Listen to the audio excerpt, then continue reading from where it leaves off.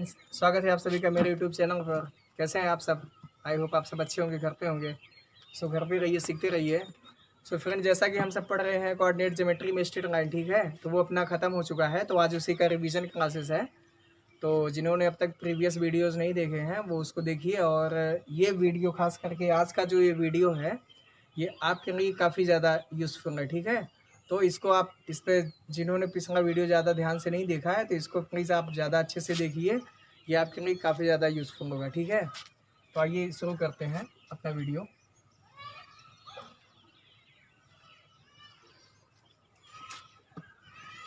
देखिए, इसमें मैंने क्या बताया था, सबसे पहले बताया था अपना ये कोऑर्डिनेट होता है, ये अपना एक्स अक्ष होता है, ये अपना वाई अक्ष होता है। जैसे ब्रेकिंग न्यूज़ आप देखते हो ना, फटाफट बस वही काम अपना है आज यहाँ पे।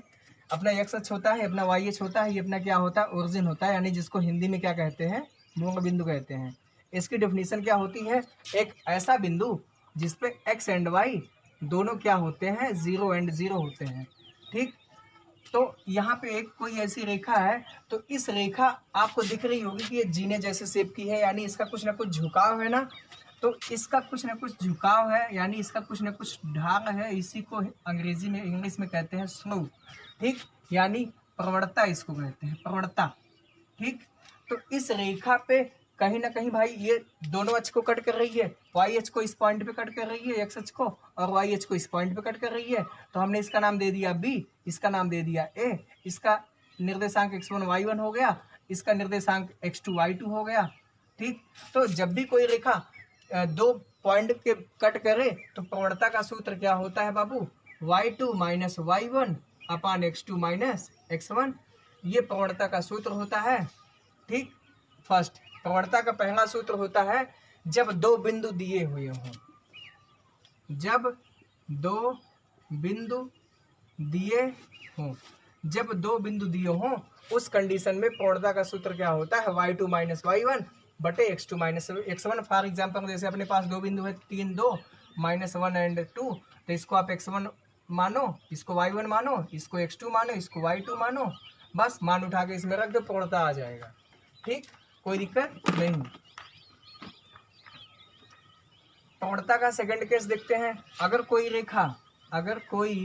रेखा a x plus b y plus c बराबर 0 के फॉर्म में है, तो इस कंडीशन में जो हमारा प्रवणता होगा वो क्या होगा, माइनस एक्स का गुणांक बटा वाई का गुणांक।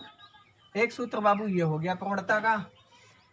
मैंने क्या बताया कि जब भी दो बिंदु दिए हो उस कंडीशन में प्रवणता का ये सूत्र होगा। जब भी कोई रेखा दी हुई हो, मान लो कोई रेखा है अपने पास 3x प्लस 4y माइनस 7 बराबर 0, पूछेगा आपसे इसकी प्रवणता बताओ, तो क्या करोगे, माइनस तो रहेगा, x का गुणांक कितना है 3 बटे y का गुणांक कितना है 4, तो इस रेखा की प्रवणता आ गई। प्रवणता का दूसरा सूत्र आ गया बाबू, ठीक। देखो तीसरे कंडीशन में क्या कहेगा आपसे कि कोण दे देगा। जब थीटा दिया हुआ हो, जब थीटा दिया हो, यानी थीटा क्या है, कोण है, वो एक्स अक्ष की धन दिशा से बन सकता है तो पॉजिटिव होगा, ऋण दिशा से बनेगा तो निगेटिव होगा, बस इतना ध्यान देना है आपको। तो जब कोण दिया हुआ हो उस कंडीशन में जो स्लोप होता है एक्चुअली वो टेंजेंट ही होता है हमारा। बेसिकली मेन जो स्लोप का फार्मूला होता है, अगर मेन देखा जाए जो मेन फार्मूला अपना होता है वो यही होता है, तो टेन थीटा। तो जब भी थीटा कुछ दिया हो, 30 दिया हो, 45 दिया हो, 60 दिया हुआ हो, तो उस कंडीशन में यहाँ 10 का मान, यहाँ थीटा रख देना है, तो यहाँ से 10 आ जाएगा। तो ये तीसरा सूत्र हो गया, ठीक, कोई दिक्कत नहीं है। ये तो प्रवणता की बात हो गई, ठीक, ये बात हो गई किसकी, ये बात हो गई प्रवणता की बात हो गई। अब बात करते हैं रेखा की। जैसे ये अपना एक्स अक्ष है ना, ये अपना एक्स अक्ष है, ये अपना वाई अक्ष है, ये कोई रेखा ऐसे जा रही है, तो इस रेखा का समीकरण क्या होता है, उसके डिफरेंट वेरियस फॉर्म होते हैं। अगर एक बिंदु पता है तब, एक बिंदु यानी x1 y1 पता हो और क्या पता हो, स्लोप पता हो उसका, यानी m पता हो, m दिया हो, उस कंडीशन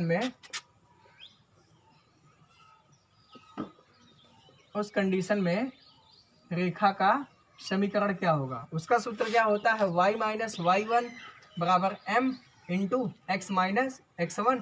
हो सकता है आपको यम ना दिया हुआ हो, थीटा दिया हुआ हो, तो आप कुछ नहीं करना, यम बराबर tan थीटा से यहाँ थीटा फाइंड रख देना, तो यहाँ से यम आ जाएगा, यम उठा के यहाँ रख देना, बाकी बिंदु तो आपको दिया हुआ है, तो रेखा का समीकरण आ जाएगा। ठीक, कोई दिक्कत नहीं है। ठीक, अब दो बिंदु ज्ञात होने पर, दो बिंदु ज्ञात होने पर रेखा का समीकरण, दो बिंदु अपने पास कौन कौन से हो सकते हैं, x1 y1 and x2 y2। दो बिंदु जब भी आपको पता होंगे उस कंडीशन में रेखा का समीकरण क्या होगा, उस कंडीशन में रेखा का जो समीकरण होगा वो क्या होगा, y माइनस y1 बराबर y2 माइनस y1 अपन x2 minus x1 into x minus x1, ये होता है। ठीक, यानी जब भी दो बिंदु पता हो उस कंडीशन में रेखा का समीकरण क्या होगा, y माइनस y1 बराबर y2 माइनस y1 अपन x2 minus x1 into x minus x1। ठीक, अब उसके बाद मैंने बताया कि लंब रूप में रेखा का समीकरण, रेखा का समीकरण, लंब रूप में रेखा का समीकरण क्या होता है बाबू। ठीक, जैसे ये कोई रेखा है अपने पास, इस ओरिजिन से इस रेखा पर कोई लंब डाला गया, ये P हो गया, इसका नाम हमने M दे दिया, ये O हो गया, इसका नाम हमने AB दे दिया। तो इस रेखा का समीकरण क्या होगा, मान लो ये कोण अल्फा बना रही है। ठीक, तो इस रेखा का समीकरण क्या होता है, x cos alpha plus y sin alpha बराबर P। अब यहाँ पे अल्फा क्या है, x अक्ष की धन दिशा से बनाया गया कोण है। ठीक, P क्या है, ये P क्या है, ओरिजिन से इस रेखा पर डाला गया लंब का मात्रक है। ठीक, मूल बिंदु से इस रेखा पर डालने गया लंब का मात्रक है या मान है, ऐसे कह सकते हो। ठीक, अब देखते हैं अंतःखंड रूप में रेखा का समीकरण क्या होता है। अंतःखंड रूप में रेखा का समीकरण, अंतःखंड रूप में जैसे ये अपना कोऑर्डिनेट है, ये डिस्टेंस हमने अंतःखंड ए माना, y पे हमने b माना। ठीक, तो y अक्ष पे अपना क्या होता है, x 0 होता है, तो इसका निर्देशांक इस पॉइंट का 0 भी हो गया। x अक्ष पे हमको पता है y 0 होता है, तो इसका निर्देशांक a 0 हो गया। ठीक, ये अपना मूल बिंदु होता है o, इस पे x y दोनों 0 होते हैं।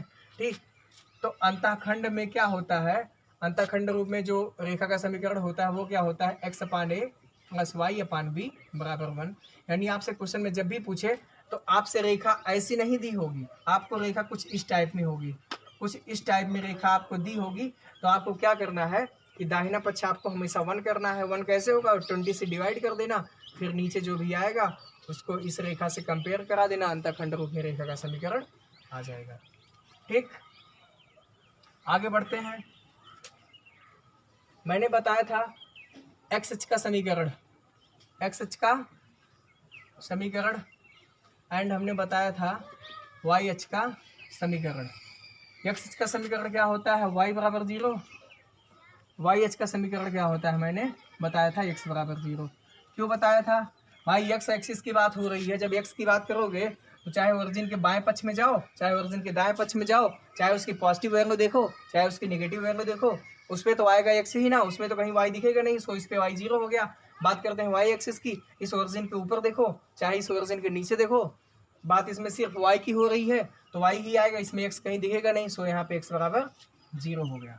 ठीक, अब इसमें एक चीज और था कि x अक्ष के समांतर रेखा का समीकरण, x अक्ष के समांतर रेखा का समीकरण, ये क्या था, y बराबर b, और सेकंड क्या था, y अक्ष के समांतर रेखा का समीकरण, ये क्या था, x बराबर a। ये यहाँ पे क्वेश्चन ये है कि a और b क्या है, a और b मैंने बताया अंतःखंड है a और b। ठीक, ये हो गया अपने पास। ठीक, अब दो बिंदुओं के बीच की दूरी का सूत्र बता देता हूँ। दो बिंदुओं के बीच की दूरी, अपने पास दो बिंदु हैं, एक बिंदु है A, एक बिंदु है B। इसका निर्देशांक है x1 y1, इसका निर्देशांक है x2 y2। तो इन दो बिंदुओं के बीच की दूरी जो होगी वो होती है under root y2 minus y1 का square plus x2 minus x1 का स्क्वायर। ठीक, ये होती है। ठीक, इसको आपको पता होना चाहिए। ठीक, अब देखो त्रिभुज का एरिया मैंने बताया। त्रिभुज ABC अगर कोई अपने पास है, इसका क्षेत्रफल कैसे फाइंड आउट करते हैं। देखो ये कोई त्रिभुज है अपने पास ABC। ठीक, इसका निर्देशांक x1 y1, इसका निर्देशांक x3 y3, इसका निर्देशांक x2 y2। तो इसमें त्रिभुज का क्षेत्रफल आप कैसे फाइंड आउट करोगे। 1/2 x1 y2 minus y3 plus x2 y3 minus y1 plus x3 y1 minus y2। ठीक, ये हो गया एरिया। ठीक,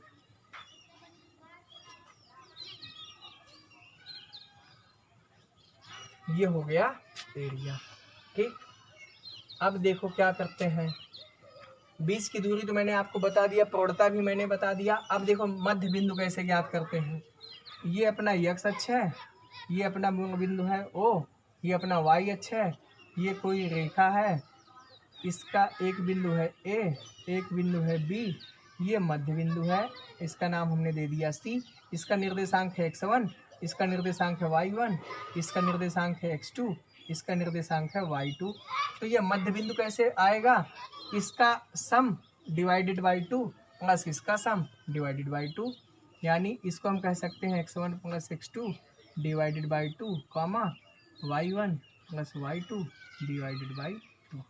ये हो गया मध्य बिंदु। ठीक, ये हो गया मध्य बिंदु के निर्देशांक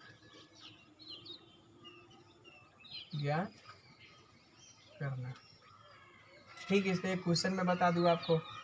जैसे ये कोई रेखा है, ठीक, ये बिंदु आपके पास है, ये 1 2 है, ये 2 और 4 है, ये मध्य बिंदु आपको बताना है। तो 2 1 3 हो जाएगा, 3/2 हो गया ये, कामा 4 2 6, 6/2 करोगे 3 हो जाएगा। ये मध्य बिंदु आ गया। ये नाम था A, ये नाम था B, ये नाम था C। ये अपना x अक्ष था, अपना y अक्ष था, अपना ओरिजिन था।